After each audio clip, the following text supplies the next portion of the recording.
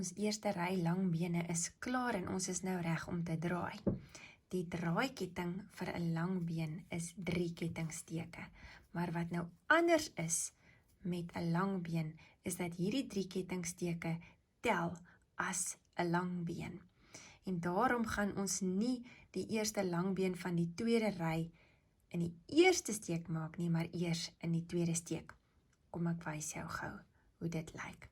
So ons gaan jaan oor, slaan die eerste steek oor en steek eers jou hekelnaald in die tweede steek, gaan haal jou jaan en daar is jou 3 lisse en nou maak ons net 'n doodgewone langbeen, trek hom deur 2, jaan oor en trek hom weer deur 2.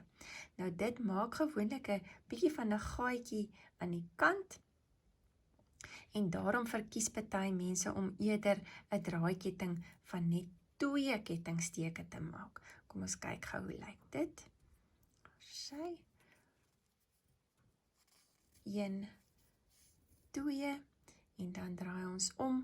Ons slaan nog steeds hierdie eerste steek oor, jaan oor en gaan in die tweede steek in.